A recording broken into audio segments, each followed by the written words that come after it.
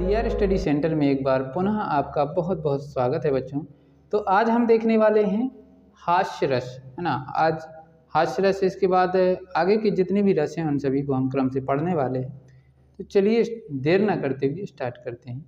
हास्य रस जैसा कि शब्द से ही हमें पता चलता है, हास्य मतलब हंसी, हंसी आना। तो किसी चीज़ को यदि हम पढ़ें, सुने या देखें और हंसी उत्पन्न हो हमारे मन में, तो वहाँ पर कौन सा रस होगा?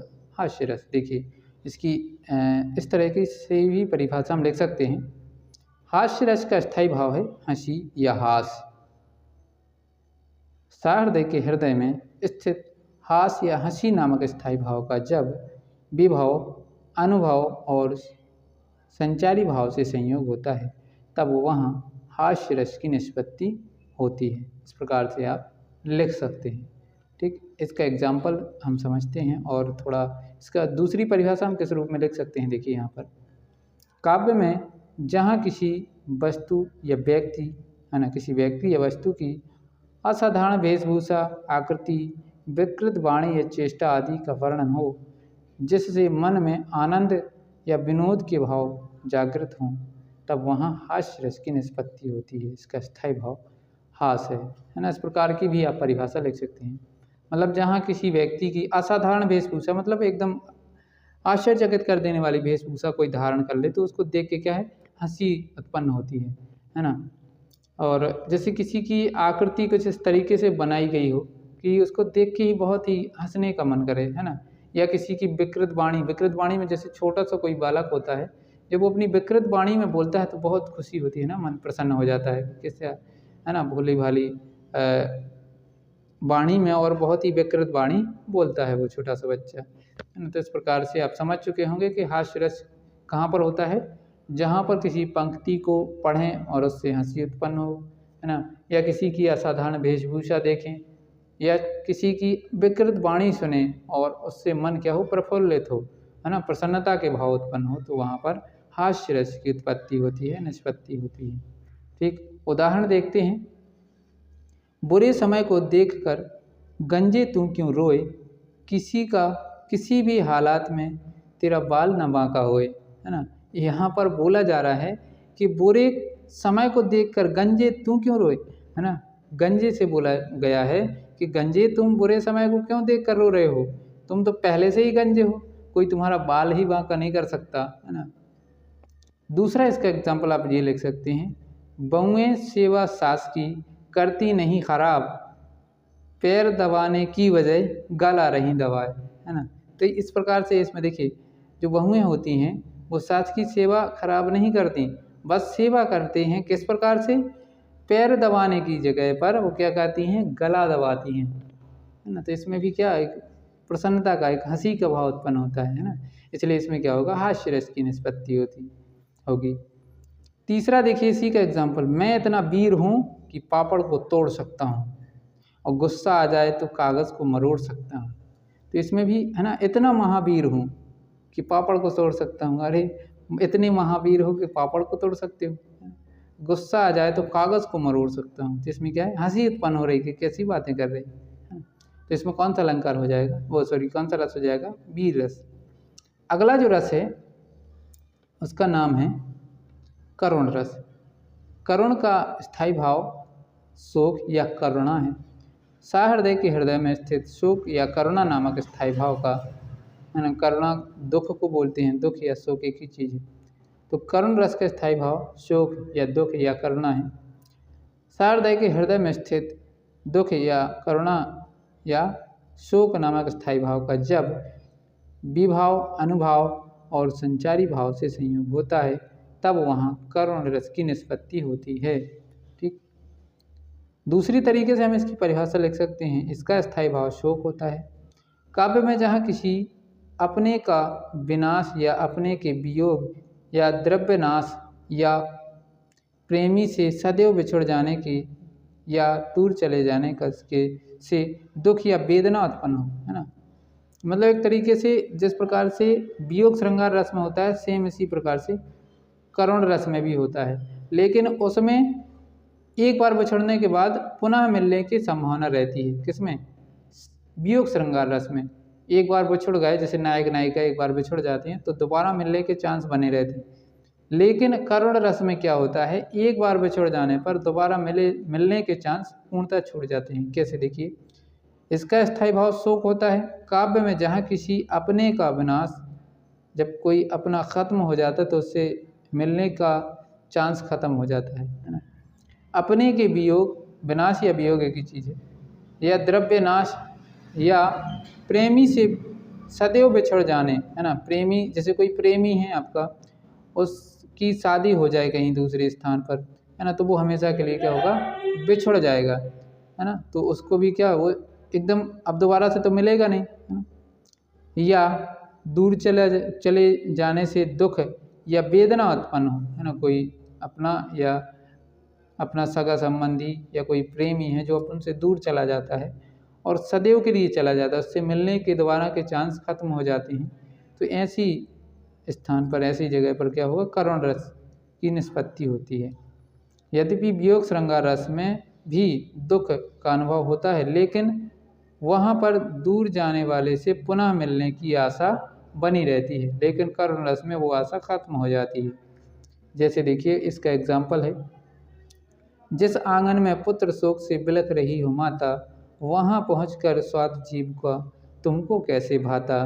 पति के चिर वियोग में व्याकुल युवती विधवा रोती, बड़े चाव से पंगत खाते तुम्हें पीर न होती, है ना। यहाँ पर एक पुत्र के बारे में बताया गया है कि एक पुत्र है, एक माता का पुत्र है जो कि खत्म हो चुका है ना, और उस पुत्र के वियोग में उसकी माता रो रही है ना। कि अब जैसे पुत्र कोई ख़त्म हो गया तो उससे माता और उस पुत्र का मिलन कभी नहीं हो पाएगा, है ना। एक बार पुत्र ख़त्म हो जाने के बाद उससे मिलने के चांस पूर्णतः ख़त्म हो जाते हैं, है ना। इसलिए इसमें बोला गया है कि पुत्र, जिस आंगन में पुत्र शोक से बिलख रही हो माता, है ना, कि जिस परिवार में एक माता अपने पुत्र के वियोग में, है ना, रो रही हो। तो यहाँ पर रो रही हो का मतलब यहाँ पर समझ में आ गया होगा आपका कि पुत्र क्या हो गया, पुत्र की मृत्यु हो चुकी है, इसलिए वहाँ उस परिवार की माता और उस पुत्र की क्या पत्नी भी क्या है, बहुत ही ज़्यादा व्याकुल हो रही है, रो रही है बहुत ज़्यादा, है ना। और ऐसे स्थान पर कुछ लोग पहुंचकर पंगत में पहुंचते हैं और वहाँ पर अपने अपनी इच्छाएँ व्यक्त करते हैं ना। तो वहाँ बहुत पीर होती है, बहुत दुख होता है ऐसी कंडीशन में कि वो तो अपने दुख से, है ना, पीड़ित हैं, और यहाँ लोग नाना प्रकार की गलतियाँ निकाल रहे हैं, है ना। तो ऐसी नहीं करना चाहिए।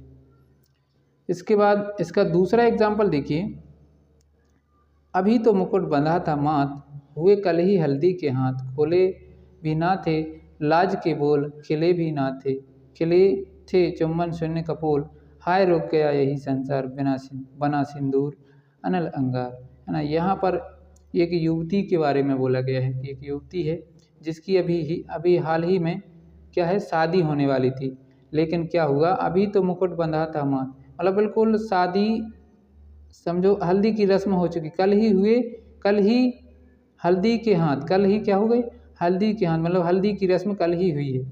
खोले भी नाते लाज के बोल, खिले भी नाते चुम्बन शून्य कपोल, हाय रुक गया यही संसार बना सिंदूर अंगार, और उसकी क्या हो गई, उस जो लड़का था, दूल्हा था, उसकी मृत्यु हो गई, है ना। तो यहाँ पर नायक नायिका के हमेशा के बिछड़ जाने के बारे में बोला गया है। दूसरा देखिए, इसका अगला तीसरा नंबर का एग्जाम्पल भी, यदि आप ये लिखना चाहते हैं ये भी लिख सकते हैं, राम राम कही राम राम, राम राम कही राम कही, राम राम कही राम, तनु परिहरि रघुपति रघुबर बिरहि,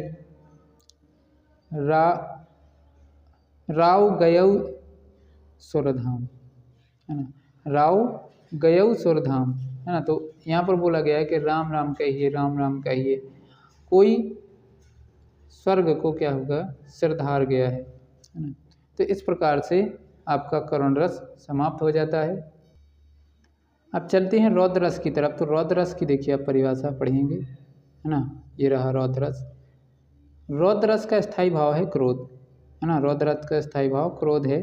सहृदय के हृदय में स्थित क्रोध नामक स्थायी भाव का जब विभाव, अनुभाव और संचारी भाव से संयोग होता है, तब वहाँ रौद्र रस की निष्पत्ति होती है ना। आपको समझ में आ चुका है, जहाँ किसी पंक्ति को पढ़ें, सुने या देखें कुछ चीज़, और वहाँ पर हमें क्या क्रोध के भाव उत्पन्न हो तो वहाँ पर रौद्र रस की निष्पत्ति होती है।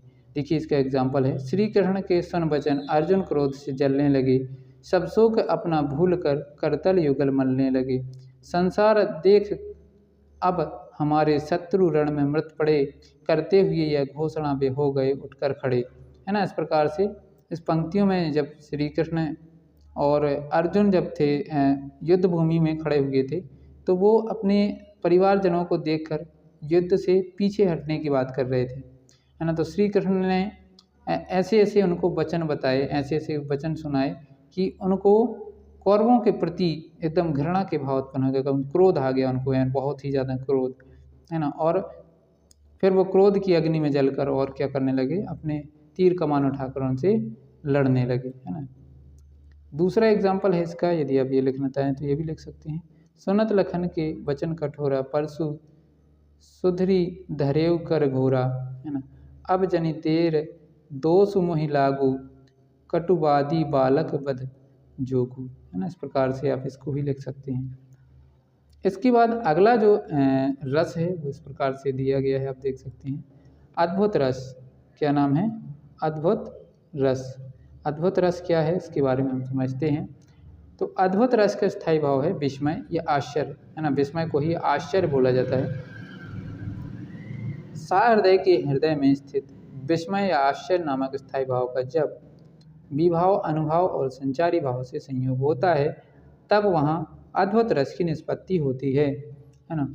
यहाँ पर देखिए, बिनु पद चलई सुनई बिनु काना, कर बिन करम करई विधि नाना, आनन रहत सकल रस भोगी, बिनु वाणी भक्ता बड़ जोगी, है ना। इस प्रकार से आपकी पंक्ति लिखी हुई देखिए, इसमें बोला गया है कि बिनु पद चलई मतलब बिना पैरों के चलता है, बिनु सुनई बिनु काना बिना कानों के सुनता है, कर बिन करम मतलब बिना काम किए, करई विधि नाना बिना काम किए किसी भी काम को वो विधि पूर्वक कर देता है, आनन रहत सकल रस भोगी मतलब आनन मतलब मुख, उसका मुख नहीं है लेकिन हर प्रत्येक रस का वो स्वाद ग्रहण कर लेता है, बिनु वाणी वक्ता बड़ जोगी, बिनु वाणी वक्ता बड़ जोगी मतलब उसकी वाणी नहीं है, वो बोल नहीं पाता लेकिन बहुत बड़ा वक्ता कहलाता है ना। इसका दूसरा एग्जाम्पल आप ये लिख सकते हैं, लिखना चाहें कि सारी बिच नारी है कि नारी बिच सारी है, नारी ही की सारी है कि सारी ही की नारी है ना। इसमें ये बताया गया है जब द्रौपदी का चीर हरण हो रहा था, माता द्रौपदी का चीर हरण हो रहा था, है ना। तो वहाँ पर जो उनके शरीर से वस्त्र हरण किए जा रहे थे, उनकी साड़ी निकाली जा रही थी, तो वो साड़ी इतनी श्री कृष्ण ने इतनी लंबी कर दी थी कि वो जो व्यक्ति था जो निकाल रहा था उनके शरीर से साड़ी, तो वो साड़ी निकलती ही जा रही थी, निकलती ही जा रही थी, है ना, वो ख़त्म ही नहीं हो रही थी। तो वहाँ पर कवि ने पंक्ति लिखी है कि उनको पता ही नहीं चल रहा था कि क्या हो रहा है, कि साड़ी बिच नारी है मतलब साड़ी के बीच में, साड़ी के बीच में नारी है, कि नारी बिच साड़ी है कि नारी के बीच में साड़ी मतलब कि स्त्री के बीच में साड़ी है कि साड़ी के बीच में स्त्री है। साड़ी मतलब साड़ी, नारी की ही साड़ी सारी है मतलब नारी की साड़ी बनी है कि साड़ी ही की नारी है, कि जो साड़ी है साड़ी की नारी बनी है, यहाँ पर ये बोला गया है ना। तो ये क्या है, अद्भुत अलंकार हो गया है, अद्भुत रस यहाँ पर हो चुका है। ठीक, आगे चलते हैं। तो ये एग्जाम्पल आपको ध्यान से पढ़ लेना है, उनको याद करना है। फिर है इसके बाद वात्सल रस, है ना। वात्सल रस क्या होता है इसके बारे में अध्ययन करेंगे। वात्सल रस का स्थायी भाव है स्नेह, है ना। वात्सल रस का स्थायी भाव क्या है? स्नेह या वत्सल। सहृदय के हृदय में स्थित स्नेह या वात्सल, वत्सल सॉरी वात्सल नहीं होगा यहाँ, वात्सल होगा रस का नाम, उसका स्थायी भाव होगा वत्सल, छोटा हुआ होगा, है ना। स्नेह भी लिख सकते हैं, वत्सल भी लिख सकते हैं। यहाँ पर पुत्र पुत्री, माता पिता का पुत्र पुत्री के प्रति प्रेम जो होता है उसको वात्सल रस बोलते हैं, और गुरु और शिष्य के बीच जो प्रेम होता है उसको वात्सल रस बोलते हैं, है ना। एक बुजुर्ग व्यक्ति और एक छोटा सा बालक या बालिका हो तो उनके बीच जो प्रेम होता है मतलब स्नेह होता है उसी को बोलते हैं वात्सल रस, है ना। वात्सल रस के अंतर्गत आता है। तो वात्सल रस का स्थायी भाव है स्नेह या वत्सल। सहृदय के हृदय में स्थित स्नेह या वत्सल नामक स्थायी भाव का जब विभाव, अनुभाव और संचारी भाव से संयोग होता है, तब वहाँ वात्सल्य रस की निष्पत्ति होती है ना। उदाहरण देखिए, यह कदम का पेड़ अगर माँ होता यमुना तीरे, मैं भी उस पर बैठ कन्हैया बनता धीरे धीरे, है ना। यहाँ पर भगवान श्री कृष्ण कन्हैया, है ना, अपनी माता जी से बोलते हैं कि अगर ये कदम का पेड़ जमुना के किनारे पर होता है ना, यह कदम का पेड़ अगर माँ होता यमुना तीरे, मतलब ये कदम का जो पेड़ है वो अगर यमुना के किनारे होता तो मैं उस पर रोज़ जाकर उस पर रोज़ बैठा करता और धीरे धीरे बड़ा होता जाता, है ना। कन्हैया मैं बहुत बड़ा होता जाता धीरे धीरे। दूसरा एग्जाम्पल आप ये लिख सकते हैं, यशोदा हरि पालना झुलावे, हल रावे दुलरावे, मलहावे जोई सोई कछु गावे, है ना। इसमें भी क्या है, माता यशोदा अपने छोटे से बालक श्री कृष्ण को, है ना, एक पालने में बिठाकर और उनको क्या कर रही हैं, झुला रही हैं, एक झूला झुला रही हैं। तो यहाँ पर उनकी पंक्ति ले गई हैं। तो माता यशोदा और छोटे से बालक श्री कृष्ण के बीच के प्रेम को बताया जा रहा है, इसलिए यहाँ पर कौन सा रस होगा, वात्सल्य रस, है ना। इसके आगे के रस हम अगले वीडियो में देखेंगे। आज के लिए इतना ही। वीडियो यदि आपको पसंद आया हो तो वीडियो को लाइक कीजिए, चैनल को सब्सक्राइब करके बेल आइकन जरूर दबाइए। वीडियो देखने के लिए बहुत बहुत धन्यवाद। आपका दिन शुभ हो।